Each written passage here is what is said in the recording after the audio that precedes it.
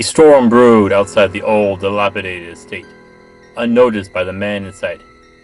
Every facet of his mind was fixed on his work at hand, his judgment clouded, morals absconded. He worked like a machine, tireless, possessed, obsessed. Death worked. Victor was cut off from all else. Not even his beloved knew of his experiments. On the table, his dream, scheme, theme to vanquish death, master of life. Oh, the crimes he committed. A thief, a grave robber, a freak. One and all. None knew, none could. None would understand. Smoke billowed through the room, stench of blood and rot suffocating to any but the mad man. Alone he toiled. Night passed. Fate cast. Work amassed. The cloth stirred and upset a man. Success! The scientist cheered and looked at his creation at last. Aghast he was. Fear drove the scientist from his work. Lost, his creation looked on, confused. Fused and bruised, he saw himself. Thus began the life of the monster made by Victor Frankenstein. Happy Halloween, adventurers, and welcome back to Mythical Phylogeny. I'm your guide, Jason. There is no end to the monsters of this world, be they creatures of flesh and blood, or born from our own twisted nightmares. Today, let's turn our work to the writings of Mary Shelley's Frankenstein. Let's see if we can uncover the secrets of the work of the good scientist.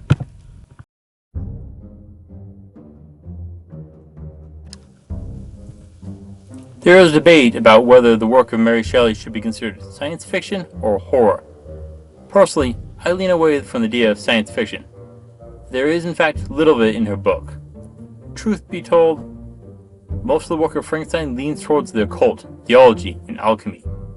The works of Henrik, Cornelius Agrippa, Albertus Magnus, Paracelsus are among those mentioned in the earliest works that Frankenstein studied in his youth. Much of their work has been deemed useless by the later 1800s, but it is the last which is deemed to be the father of toxicology. Frankenstein's professor, Walden, did say that there was still some wisdom in the teachings of those men. Yet, when Frankenstein went on to the university, he delved first into chemistry and then biology. It was during such time that he came up with his insane idea to reanimate the dead. Throughout the entire story, he never once mentioned how he achieved the feat, a secret that he wanted to take to his grave. All we know is it took 2 years, the torture of many animals in his experiments, and a great deal of less than savory deeds. It is within chapter 5 that he achieves his goal, one November night. There is mention of a rainstorm brewing while he works in a section of the attic in the building his apartment is in. Through it all, there is no mention of lightning used. Until this moment, electricity has been mentioned twice. Once when he destroyed a tree for his house as a child, and a side comment while speaking with a professor, not during the process itself. So, can we assume that electricity is used in Frankenstein's experiments? There is electricity that runs through nerves. These are created by using a gradient of sodium and potassium ions, and their associated charges. So yes, a nerve conduction could be produced via chemical means and not a thunderbolt, something that would be much easier to control, less chance and less damaging to the body. Remember, Frankenstein saw a lightning bolt destroy a tree. It would be unlikely that he would want to use that power with his experiment. Another issue comes with the use of dead remains. Corpses decompose. This can start within a few hours to days. Immediately after death, you have the fresh stage. You'll have algor mortis, where the body temperature will drop until it matches the temperature around it, rigor mortis, where the chemicals are released into the muscles that makes them stiffen, and livor mortis, where blood pools at the lowest part of the body. This means that oxygen quits being circulated in the body. Thus we enter putrefaction. Bacteria in the body switch from using oxygen to being anaerobic. Within 1 to 2 days, you'll get the bloating stage. Gases will escape the tissue, the skin will begin to slip, and blisters will form. The veins will take on a greenish black hue, and of course, the body will swell. In some cases, it can even burst. Eventually, the bloating fades as the gases leave the body. The tissue will blacken and soften as it enters active decay. Usually, you'll see an increase in insect activity, usually with maggots. And lastly, we enter advanced decay. or full-on black putrefaction. Named because the tissues will turn black. The tissue will liquidate. How long it takes depends on a few factors: temperature, humidity, exposure to insects, buried or not, among others. So, at what point does our good scientist collect the bodies? Well, from what we know of his work, it seems that he has to collect the body parts before the bloating starts. That would only give him a few hours to work. He is working in Europe over 2 years, so we'll have periods of intense heat and cold, all kept in an attic. That means it can be warm at times, but Frankenstein completed his experiment in November, so a little cooler then. A place with limited airflow, usually no flies, but spiders, not buried. Not the best place, but there are far worse places to store a body for work. But there is an issue. How long after a person dies before he can retrieve the remains? Let's see. A person dies, who collects it? How long before the undertaker arrives? Digs a grave?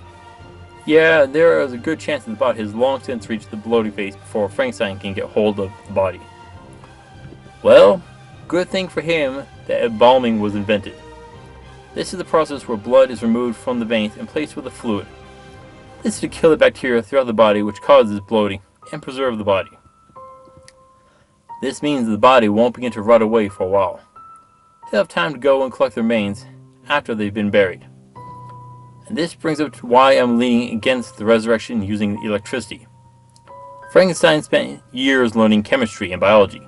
He spent days in charnel houses and butcheries, watching flesh rot away. There's a good chance that he learned embalming during this time, or at least a variation of it. With this technique, he can preserve a piece of a body for months, or up to years under the right condition. Good thing, since he probably couldn't get a full, intact body to work with. He always planned on creating a figure that was 8 feet tall. That meant modifying the remains. His figure did end up having yellow skin from his work too. Morally questionable, and honestly an unneeded complication to his work. He could have finished his work months faster if he had just used a standard human form, or just an animal. Now, Frankenstein has learned both chemistry and alchemy. He also studied toxicology from Paracelsus' work. That gives him a good foundation for figuring out an embalming concoction, which would preserve the body and lead to the next step, getting the tissues to move. In the book, the first thing to move was a single eye. So, a small muscle first, then the rest of the body. The monster didn't know how to speak. It took some time before it could walk and come down to Frankenstein's room where he was hiding. That brings us back to the sodium and potassium ions moving. That could be the final element added to the corpse. Katsu ike odori dan is a dish made with a freshly killed squid over a bed of noodles or rice. When soy sauce is poured over it, the squid will dance due to the high sodium in it. You can get the same thing with frog legs with some seasonings. So, this idea isn't that far-fetched, yet those are uncoordinated movements. Those examples aren't getting the brain going along. This will be difficult. The brain has something called the blood-brain barrier. This limits what can get to the brain, so we'll need a sodium-based compound of a smaller size, one that also contains a fair amount of sugar or glucose to power the brain. A simple solution would be the best to get through the barrier. Again, this would be among the last of the embalming and innervating compounds. Now, the connections in the brain are among the fastest part of the body to start breaking down upon death. Thus, that could explain the childlike thinking of the monster when he awakes. Simple movements, to speaking, to more complex thoughts. Like a baby growing up. Same with the muscles. The brain still remembers the basics of moving. Just need time to get everything going. Align the muscles and nerves, a common thing after a stroke or a brain injury. There is one final option I want to explore. Have you ever heard of the Philosopher's Stone? A magical stone which is needed to produce the elixir of life, a way of immortality and reversing death. The creation of such a stone is shrouded in mystery. There are a few small threads of information. There are 4 phases. First, Negretto, the blackening or putrefaction. Yes, the first step in creating a Philosopher's Stone shares a name with the decaying of a body.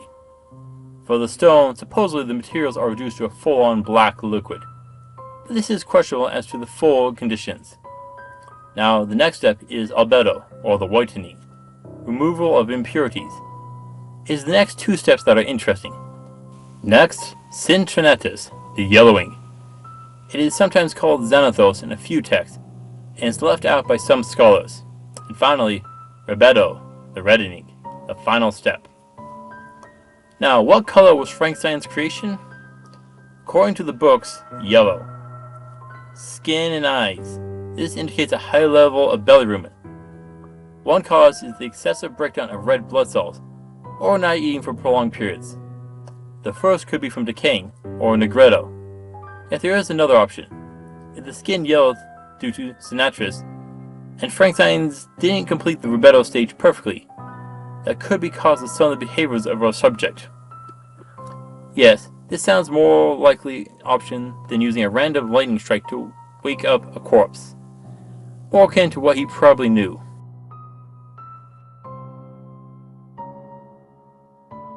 Frankenstein's creation started like a child, but grew smarter, more clever, and cruel as he lived.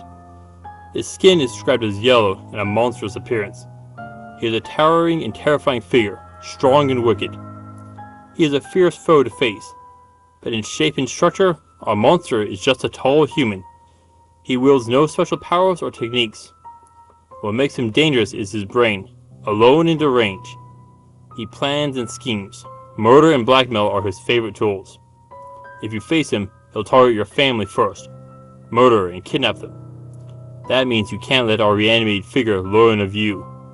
Turn to stealth and range to start the battle on your terms. Yet, our friend will have a plan. Oh, he'll be planning. Vengeance on the ones who scorned him, usually his creator. His plan was to slowly kill anyone tied to Victor Frankenstein. Sever those bonds one by one. Friends, parents, siblings, wife. Each was taken in turn. With each, the scientist became more and more obsessed with vengeance and fear. Frankenstein fled north to the land of ice and snow. There he was hounded until he collapsed from exhaustion, and divulged his story to a lone sailor. That night, his own creation slipped onto the ship, and Victor Frankenstein died.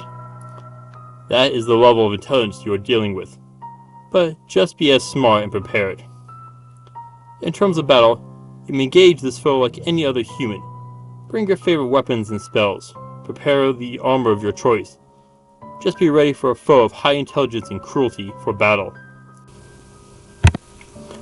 Frankenstein's child is a dangerous foe, yet he is in every sense a human. That is why I am giving him a 3 of 10 for difficulty. The same as most humanoid figures. He is slightly stronger, but no worse than a tough warrior. Just pay attention and don't let him lure you into a trap like he did with Frankenstein.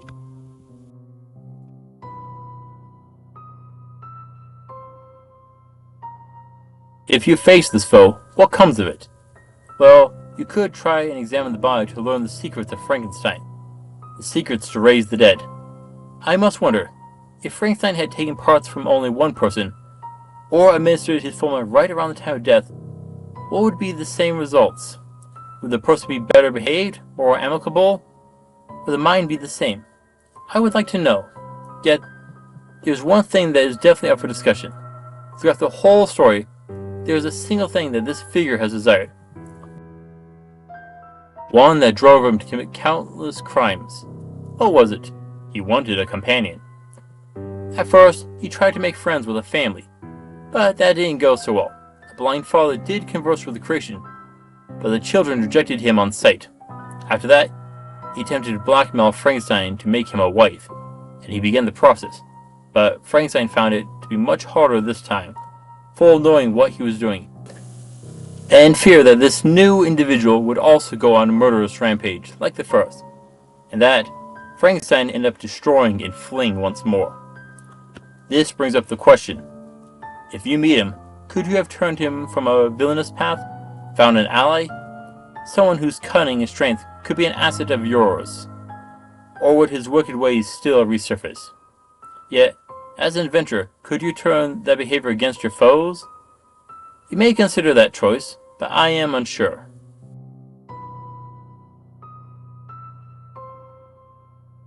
Alone, the creation wandered through the snow. His last tie to the world was severed. Victor Frankenstein was dead. Finally, after all these years, the man who had given him life was gone. Along the frozen path, he persisted with one final path ahead. Oh, that sailor knew about him, but that was it. But who would believe that sailor's story about a mad scientist and his creation? Nor would any accept such a creation. Not with his appearance. The first thing that anyone would think was a monster, a zombie behemoth, foul necromancy, an outcast in the world. The final act lay ahead. In silence, he collected wood. Piling it on, he formed a pyre. He had sinned. Murder and betrayal had been his mark upon the world, which had brought him nothing but misery. Yes, he was an ugly thing. One that exemplified the worst traits in the world. That was why he must burn. To ash he must become. The abomination set the wood to flame, then stepped into it. Pain and agony filled him, but he refused to move. It blinded him before his last remnants vanished from the world. His darkness cleansed, but not his deeds. Those would linger as a scar for the future. Frankenstein's work is fascinating, but it may be for the best that it is lost. His creation was mistreated by the world, and in turn did the same upon the world. He lacked the moral fibers to resist his darkest impulses. Thanks for watching, adventurers, and happy Halloween!